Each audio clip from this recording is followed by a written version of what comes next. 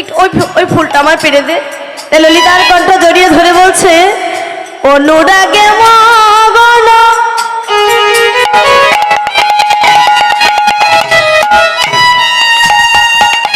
নানা জাতি কুসুম, কুসুম মানে ফুল, মানে নানান জাতি ফুল তুলছে।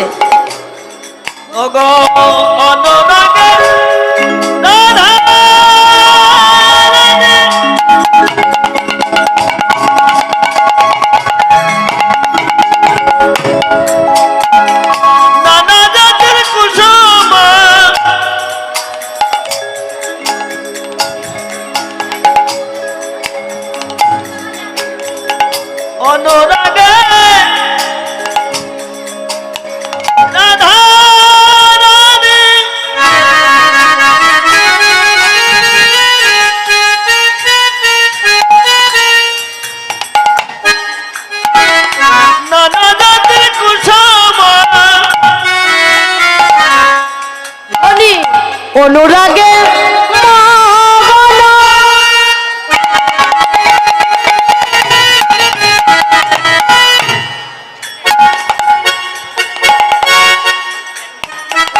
নানা জাতি কুসুম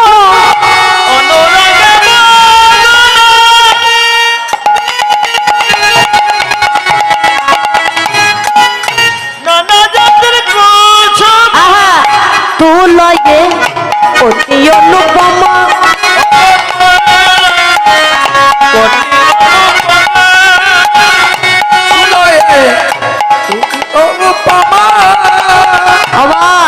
কি কি ফুল তুলছে? শ্বেত পদ্ম, নীলোৎপল, কত রকমের ফুল তুলেছে রাধারানী। হ্যাঁ, কিন্তু এত ফুল তুলছে, ওই দূরে একটা ফুলের ডালে ফুল লেগে আছে। হ্যাঁ, সখীদেরকে বলছে, সখী আমি সব ফুল পারলাম, কিন্তু ওই দূরে একটা ফুল আছে না, ওই ফুলটা না আমার খুব পছন্দ, একটু পেরে দে না সখী। আমি না নাগাল পাচ্ছি না, একটু পেরে দিলে ওই ফুলটা আমি আমার বধূর চরণে নিবেদন করব। এবার যখনই বলেছে ওই ফুলটা আমি আমার বধূর চরণে নিবেদন করব, ও মা, বৃন্দাবনের লতা পাতা বৃক্ষ যত জন্মগ্রহণ করেছিল তাদেরও প্রাণ ছিল কৃষ্ণের প্রাণ, কৃষ্ণের চরণে তাদের প্রাণ। তাই যখনই রাধারানীর মুখে শুনেছে যে ফুলটা আমি কৃষ্ণের চরণে দেব, একটু পেরে দে না, তখনই কি করেছে জানেন? ওই বৃক্ষের ডালটা আপনি নিচে নেমে এসেছে। নিচে নেমে এসে কি বলছে জানো? রাধা এই না এই না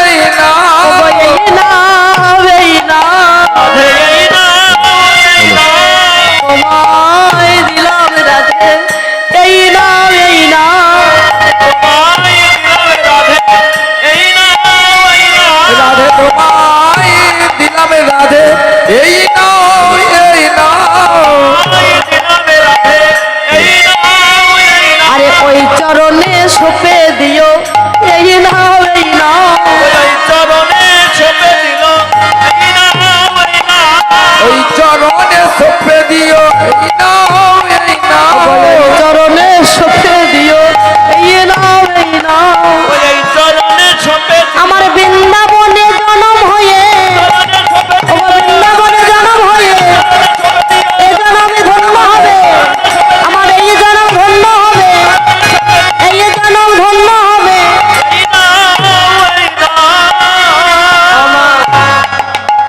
সে ভূমির নিচে নেমে এসে ফুলের ডালটি রাধারানীর কাছে এসে বলছে, রাধে তুমি এই নাও ফুল নাও, আমাকে গোবিন্দ চরণে সমর্পণ করে দিও, তাহলে বৃন্দাবনে জন্ম নেওয়া আমাদের ধন্য হবে। হরি বল হরি বল। জানো মা, বৃন্দাবনে যারা পশুকুলে জন্মগ্রহণ করেছিল জানো, তারাও গোবিন্দের কাছে কেঁদে কেঁদে বলেছিল, প্রাণনাথ, পশু বৃক্ষ লতা পাতা তাদের মনের একটাই বাসনা, প্রাণনাথ মানব জন্ম চাই না, মানব জন্ম দিতে হবে না, তবুও যেন যতবার জন্ম দেবে এই বৃন্দাবনে জন্ম দিও। কেন জানো? কারণ বৃন্দাবনে যদি জন্ম দাও তোমার লীলা দর্শন করতে পারবো, আর তোমার লীলা দর্শন করে এই জন্মগুলো আমরা ধন্য করব। হরি বল, হরি বল। যে মানব জন্ম পেয়ে তোমাকে ভুলে যাই হে, কেননা এমন মানব জন্মের কোনো দরকার নেই। তাই বলছি আমাদেরকে বৃন্দাবনে এই পশুকুলেই জন্ম দিও, এই লতা বিপতা বৃক্ষ করেই জন্ম দিও। মাগো শ্রীমতী রাধা রানী আমার মনের মতো করে সুন্দর সুন্দর ফুল তুলে নিয়ে এসে, সুন্দর সুন্দর ফুল তুলে নিয়ে এসে এবার সখীদের বলতে, সখী রে কই রে তোরা আর দেরি করিস না, এবার আমার প্রাণনাথের জন্য কুঞ্জ সাজা। তাই কুঞ্জ সাজাচ্ছে কেমন ভাবে গো ললিতা, ওই আমার মনে চায় প্রাণে চায়, আমার দিলে চায় যা রে, তোরা কুঞ্জ সাজাগ আজ আমার প্রাণ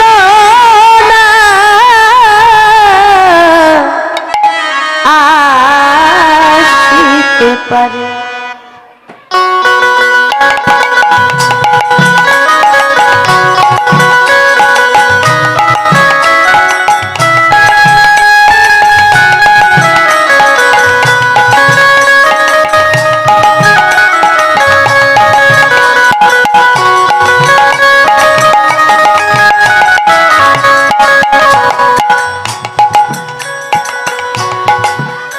আমার মনে চাই প্রাণে চাই,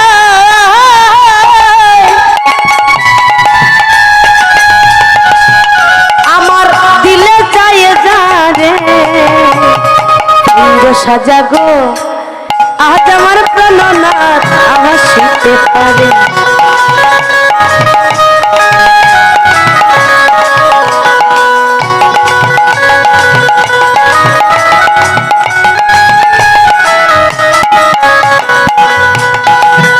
ললিতা বসন্ত সময়ে কোকিল ডাকে কুহু সুরে,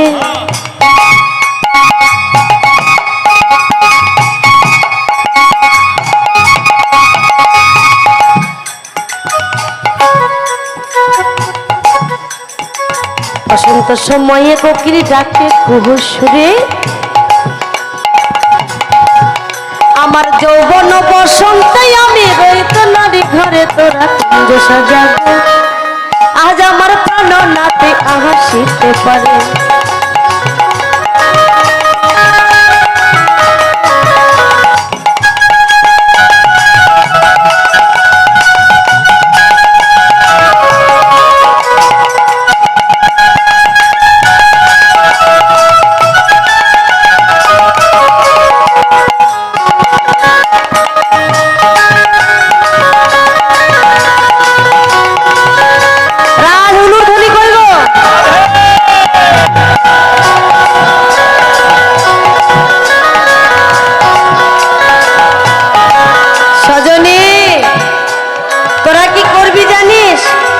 তোর গোলাপ চুয়া চন্দন ছিটাইয়ে দাও ঘরে,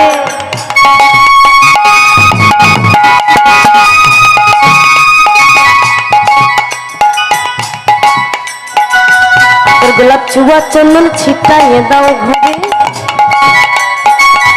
সজনী তোরা কি করবি জানিস, সাজাগো ফুলের বিছানা পবিত্র অন্তরে তোরা কুঞ্জ সাজাগো আজ আমার প্রাণনাথে আসিতে পারে। রাধে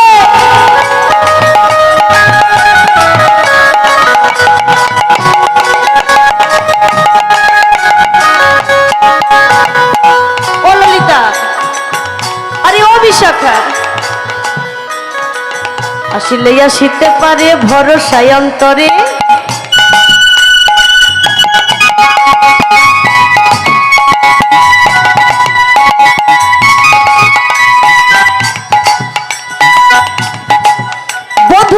আসিলে আসিতে পারে ভরসায় অন্তরে, শোন, যদি একবার আসে আমি কি করব জানিস? যদি আসে আমি কি করব জানিস? করি মে কই পাইলে তারে ছাইরা দিতাম না রে তোরা কুঞ্জ সাজাগো। রাধে রাধে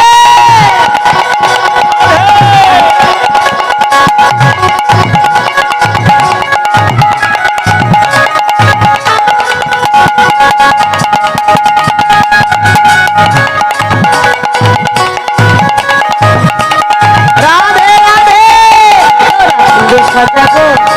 আজ আমার প্রাণনাথ শিখতে পারে।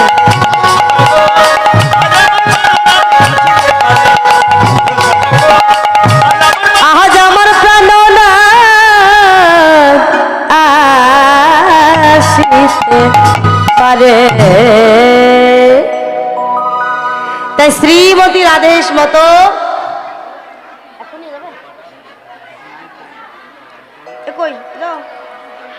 আচ্ছা, এই যে আপনার নাম শ্রবণ করছেন না, তো এই যে দাদা ভাই, যাই হোক আপনাদের কাছে এই দক্ষিণার জন্যে আপনাদের কাছে যাবে।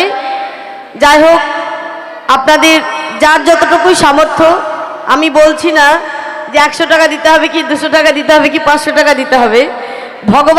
ভগবান আপনাদেরকে মানে যাকে যেমন সামর্থ্য দিয়েছে, সবাইকে তো আর ভগবান সব রকমের সামর্থ্য দেয়নি, তাই না?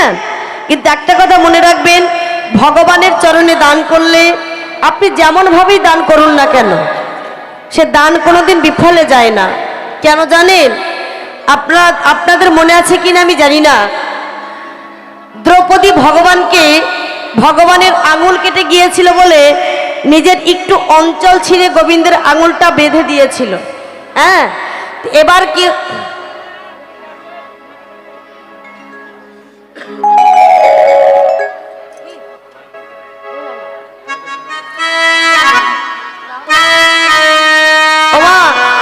তো কি হয়েছিল জানেন?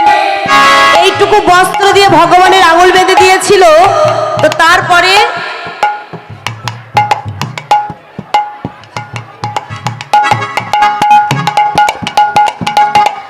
দ্রৌপদী কি করেছিল জানেন? আস্তে, ওই দ্রৌপদীর যেদিন বস্ত্র হরণ হয়েছিল,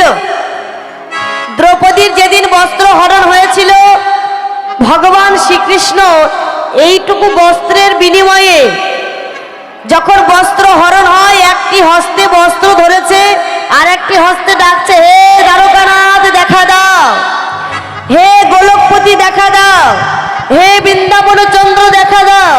যখন গোবিন্দ আসে না, তখন দুটি বাহু উত্তোলন করে বলছে, ও গো অন্তর্যামী একবার দেখা দাও, দেখা দিয়ে এ দাসীর প্রাণে রাখো।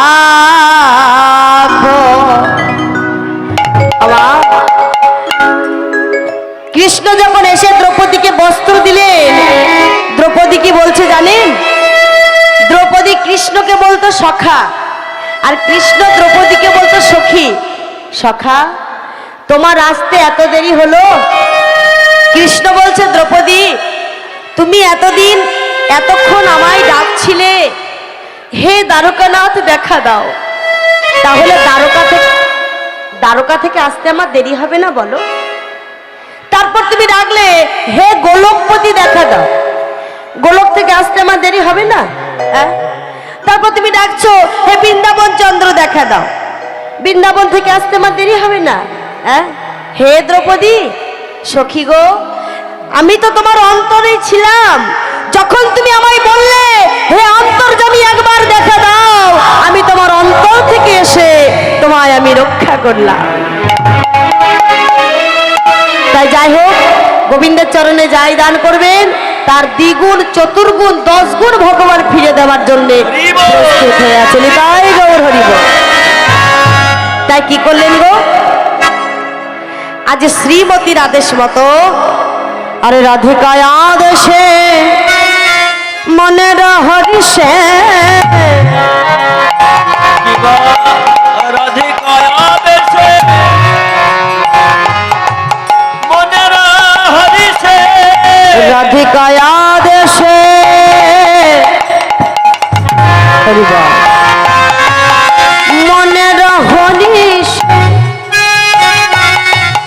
কুসুম রচনা করে ওই দেখো মালতী মল্লিকা কেমন করে সাজাচ্ছে মল্লিকা মালতী আর জাথি জুথি সাজাইল ধরে ধরে মল্লিকা মালতী আর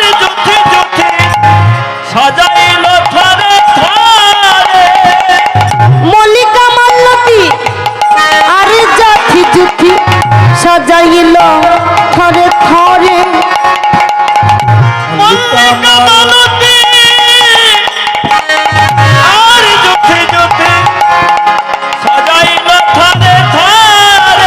তারা যতন করে সাজাইছে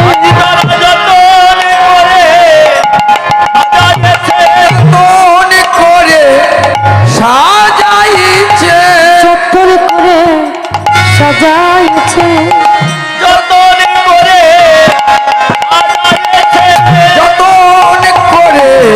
সাজাইছে তারা যতন করে মন্দিরে সাজাইছে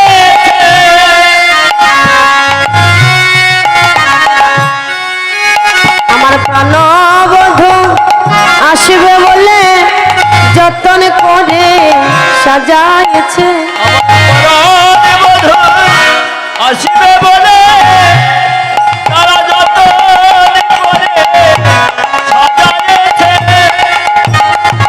আমা আজ প্রাণনাথ আসবে বলে শ্রীমতী রাধারানী আমার যতন করে সাজাইছে কেমন করে সাজাচ্ছে জানো শ্রীমতী রাধারানী ফুলের আলেশ বালিশ কারণ ফুলের বালিশ করেছে ফুলের সব ফুল দিয়ে জানো মা আমরা ভালোবাসি ভালোবাসি মুখে সবাই বলি গো কিন্তু ভালোবাসা তো শুধু মুখের কথা নয় বটে ভালোবাসতে জানতে হয় ভালোবাসি বললে হয় না শ্রীমতী রাধারানী সখীদেরকে বলছে সখী রে তোরা তো কৃষ্ণ সেবা জানিস না তাই আমি যেমন যেমন করে বলবো তোরা তেমন তেমন করে আমার প্রাণনাথের কুঞ্জটা সাজিয়ে দিবি বলছে কেমন করে যে ফুলের বিছানাটা করবি দেখিস ফুলের বোটাটা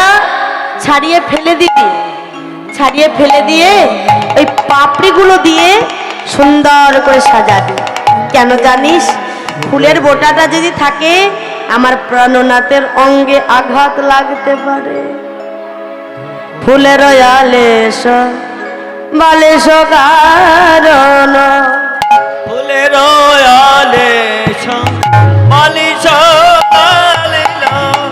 ফুলের আলিশ ফুলের আলিশ ফুলের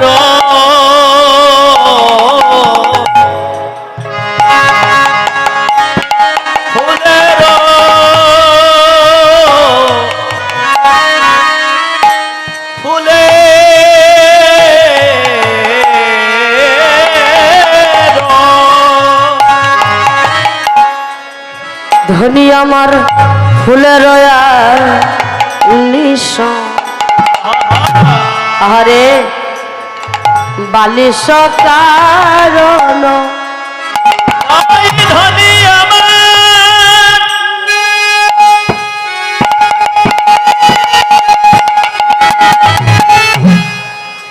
পরাণ মধুর লাগে ফুলের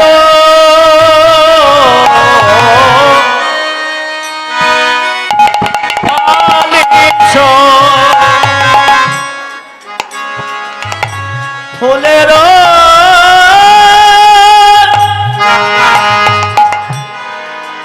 বালিশ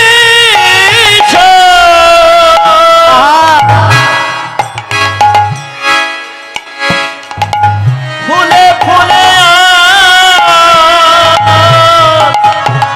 ফুলের আলেশ বালে সকাল প্রতি ফুলে দেখো প্রতি ফুলে ফুলে সাই বধুর লাগিয়া আমি বধুর লাগিয়া সে যাবে চাইন মধুর লাগিয়া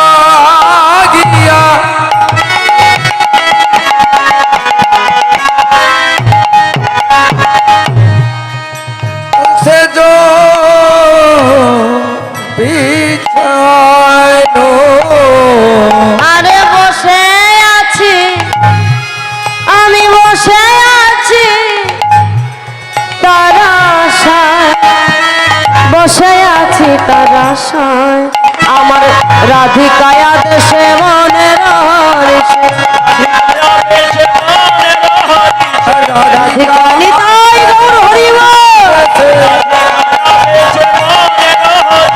রাধিকা আদেশ মনির রাধিকায়া দেশে রাধিকায়া দেশে মনের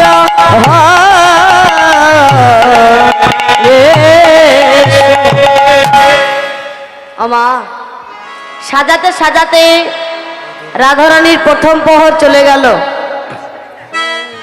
কি গো মাইরা, সাজাতে সাজাতে প্রথম প্রহর চলে গেল।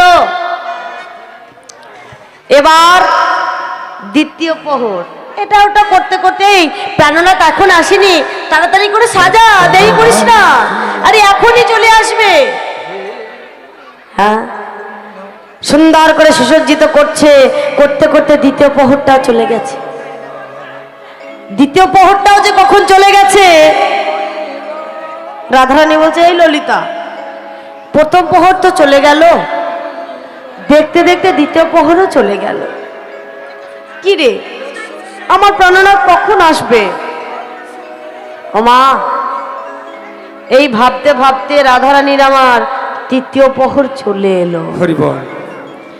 যখনই তৃতীয় প্রহর চলে এলো তখন রাধারানী আমার ললিতা বিষাকার গলা জড়িয়ে ধরে কাঁদছে আর বলছে, ললিতা আমি কত যত্ন করে আমার প্রাণনাথের জন্য কুঞ্জ সাজালাম রে, সাজাইলাম রে, আমি মধুর লাগিয়া সে যাবে ছাইল, আমি গাঁথিল ফুলের মালা, গাঁথিল ফুলের মালা, বধুর আগিয়া সে জবি চাইনো। সুন্দর করে বধুর জন্য আমি করলাম রে ললিতা, আমি বধুর লাগিয়া সে যাবে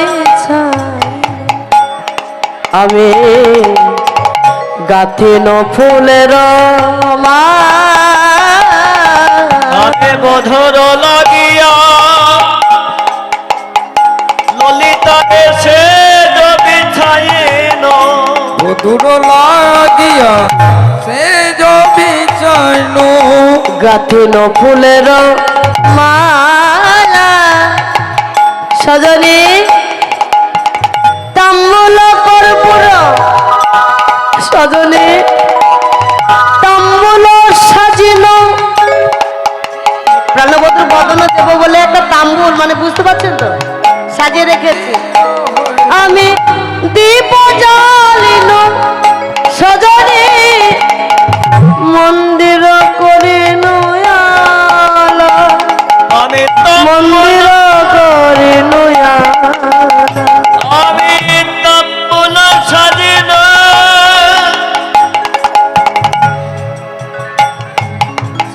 দীপ জ্বালিল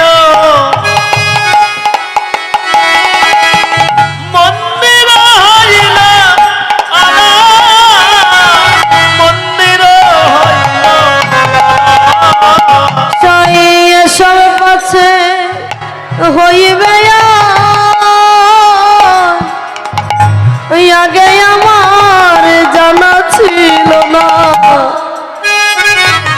শরীরে এত কষ্ট করে প্রাণনাথের জন্য সুসজ্জিত করা আমার বাসক সজ্জা যে আর হয়ে যাবে আমার জানা ছিল না। আমি কি করেছিলাম জানিস? শরীরে আমি শাশুড়ি ননদী বঞ্চনা করিয়ে শাশুড়ি ননদী বঞ্চনা করিয়া শাশুড়ি ননদীর বঞ্চনা করি শাশুড়ি ননদী বঞ্চনা করি শাশুড়ি ননদী বঞ্চনা করিয়া আইলাম শাশুড়ি ননদী ললিতা কি গো মা? আমি শাশুড়ি ননদীকে বঞ্চনা করে আমি বনে এলাম, আর যার জন্য বনে এলাম সে আজ আমার এলো না। শাশুড়ি ননদী বঞ্চনা করি শাশুড়ি ননদী বঞ্চনা করিয়া আইলাম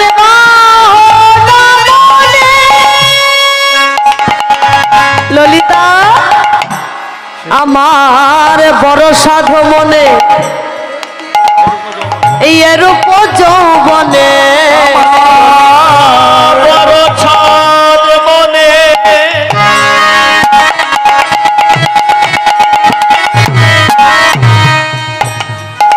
এরূপ যৌবনে আমার বড় সাধু মনে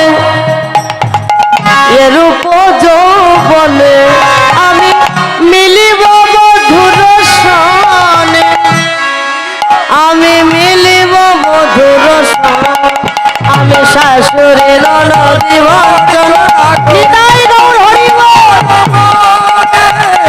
শাশুড়ি ননদে বঞ্চনা করি